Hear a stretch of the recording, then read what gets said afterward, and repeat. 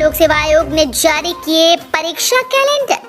मध्य प्रदेश लोक सेवा आयोग वर्ष 2022-23 में 1 दर्जन परीक्षा संचालित करेगा। इसके लिए एग्जाम कैलेंडर जारी कर दिया गया। उम्मीदवार एमपीपीएससी की ऑफिशियल वेबसाइट एग्जाम कैलेंडर जारी करने के साथ ही मध्य प्रदेश लोक सेवा आयोग के द्वारा स्पष्ट किया गया कि प्रस्तावित कार्यक्रम में फेरबदल किया जा सकता है। इसमें परिस्थितिबद्ध परिवर्तन संभव है, इसलिए इसे अंतिम और अनिवार्य माना जाए। साथ ही रिक्त पदों की संख्या में भी विभागों की सूचना के मुताबिक परिवर्तन किए जा सकते हैं। 1.46 लाख किसानों को फसल बीमा की राशि ट्रांसफर। प्रधानमंत्री फसल बीमा योजना से मध्य प्रदेश के किसानों को बड़ी राहत मिली है। मुख्यमंत्री शिवराज सिंह चौहान ने जनवरी माह में ओलावृष्टि का शिकार 1,46,101 किसानों के खाते में फसल नुकसान मुआवजे के रूप में 202.90 करोड़ रुपए की राशि ट्रांसफर की। इस दौरान मध्य प्रदेश के सीएम शिवराज सिंह चौहान ने कहा कि राज्य सरकार किसान हितैषी सरकार है। प्राकृतिक आपदा और मौसम संबंधी संकट की स्थिति में सरकार किसानों के साथ खड़ी है। मौसम से फसलों को हुए नुकसान के बाद किसानों को आवश्यक राहत देने में कभी देर नहीं की गई। 1 अप्रैल से 17 हाईवे पर नहीं देना होगा टोल। एमपी में 17 हाईवेज पर अब निजी वाहनों को 1 अप्रैल से टोल टैक्स नहीं देना होगा। अब इन मार्गों पर सिर्फ व्यावसायिक वाहनों से ही टोल लिया जाएगा।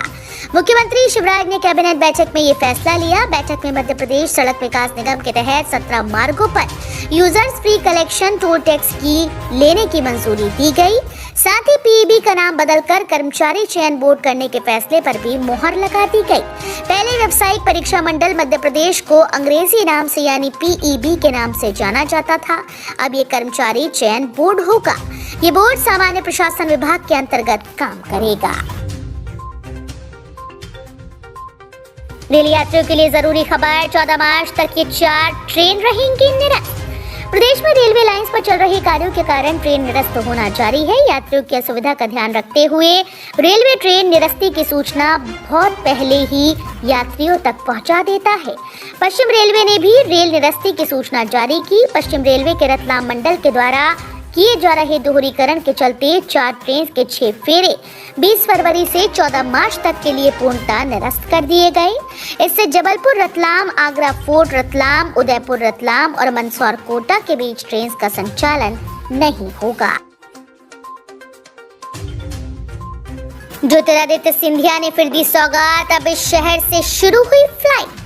केंद्रीय नागरिक उड्डयन मंत्री ज्योतिरादित्य सिंधिया ने फिर से मध्य प्रदेश को एक सौगात दी। सिंधिया ने शुक्रवार को खजुराहो दिल्ली फ्लाइट का शुभारंभ किया।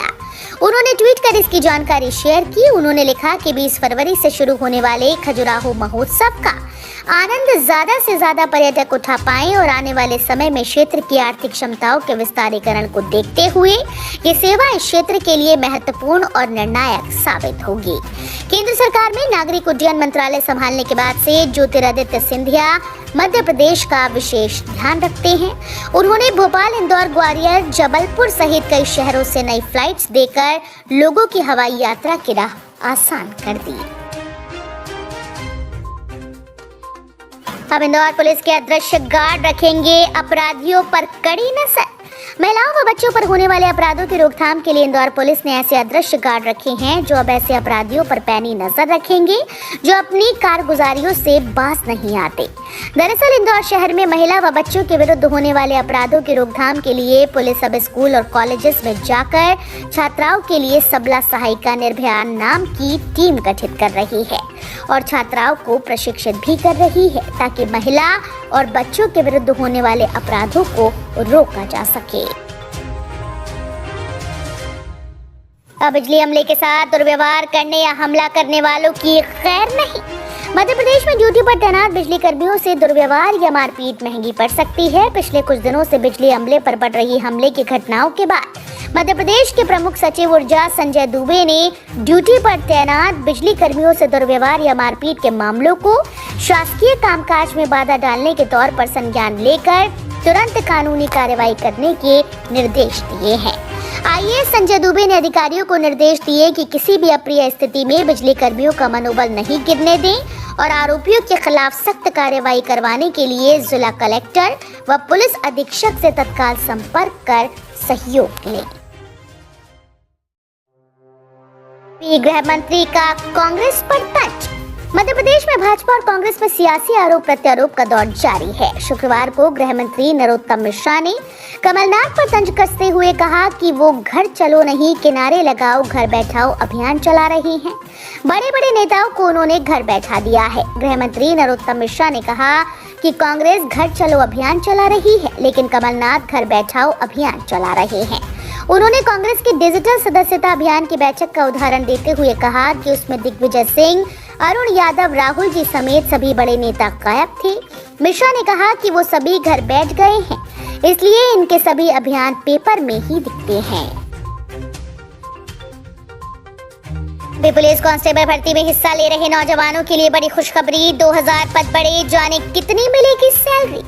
मध्य प्रदेश में पुलिस कांस्टेबल बनना चाह रहे नौजवानों के लिए बड़ी खुशखबरी है। शिवराज सरकार ने वर्तमान में चल रही एमपी पुलिस कांस्टेबल भर्ती में पदों की संख्या 4000 से बढ़ाकर 6000 करने का फैसला कर लिया। इस फैसले की जानकारी विगत दिनों सरकार के प्रवक्ता और गृह मंत्री नरोत्तम मिश्रा ने दी थी। उन्होंने कहा कि मध्य प्रदेश में पुलिस और रेडियो आरक्षक भर्ती में पदों की संख्या को 4000 से बढ़ाकर 6000 कर दिया गया है। गौरतलब है कि सभी भर्तियां एमपी प्रोफेशनल एग्जामिनेशन बोर्ड के माध्यम से की जा रही हैं। बजट के सूटकेस से ईवीएम को साधेगी मध्य प्रदेश के शिवराज सिंह चौहान सरकार। 8 मार्च को विधानसभा में पेश होने वाले बजट में आगामी विधानसभा चुनाव की तैयारी की झलक दिखाई देगी। चुनावी साल यानी मिशन 2023 से पहले के इस बजट पे सरकार का पूरा जोर रहेगा कि सभी वर्गों को साधा जाए। सत्ताधारी दल भाजपा ने अपने विधायकों से भी स्थानीय विकास से संबंधित प्रस्ताव मांगे, जिससे स्पष्ट है कि बजट में ग्रामीण अधोसंरचना पर फोकस किया जाएगा।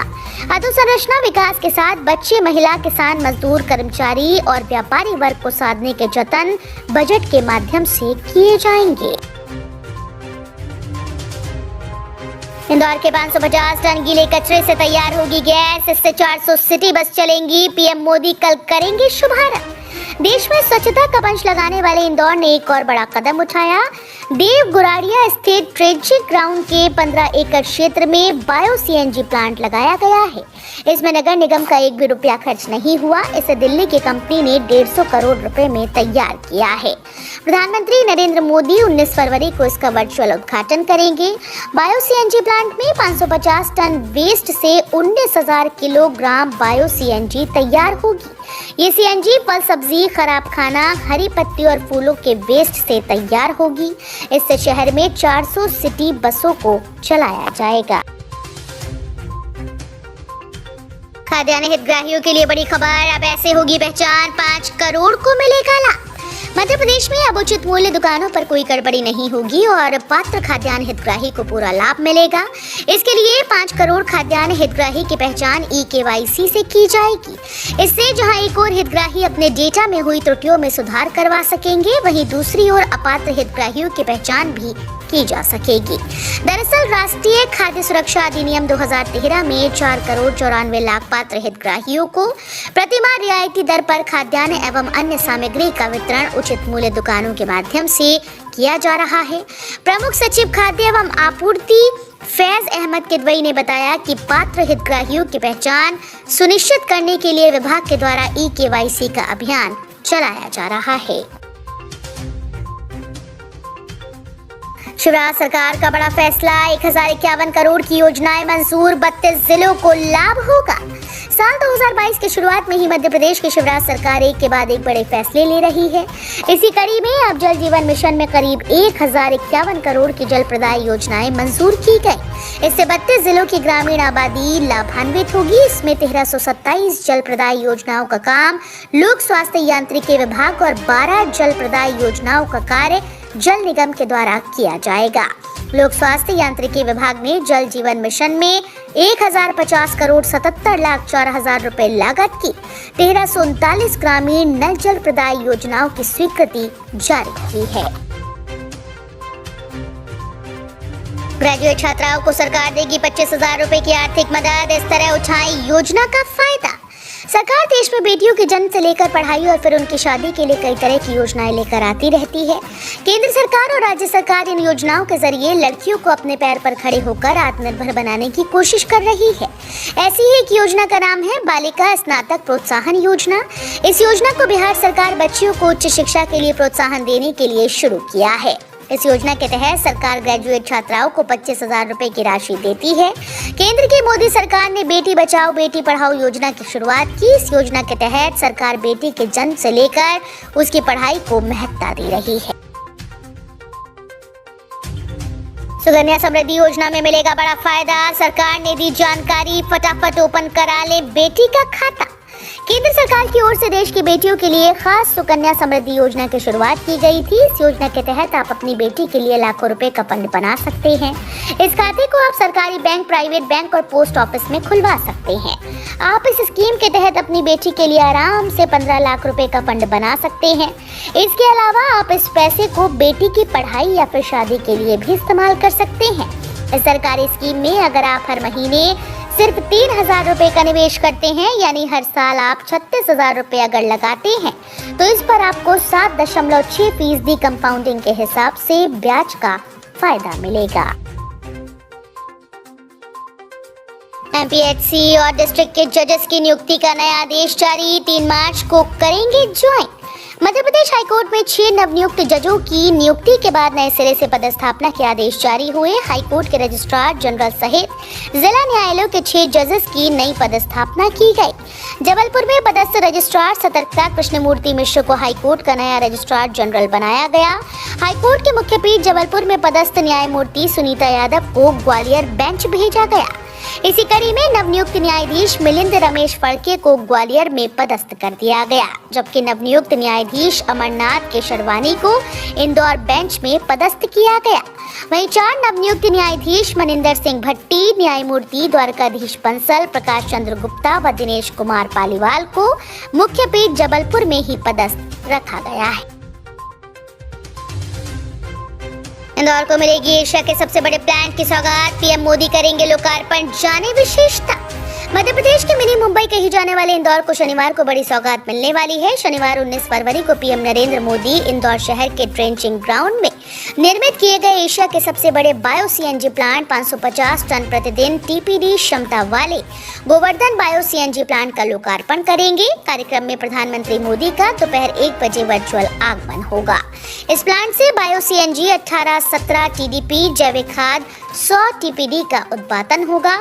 ये प्लांट पीपीपी मोड पर बना है, जिससे इंदौर नगर निगम को प्रतिवर्ष 2.5 करोड़ रुपए का रेवेन्यू प्राप्त होगा।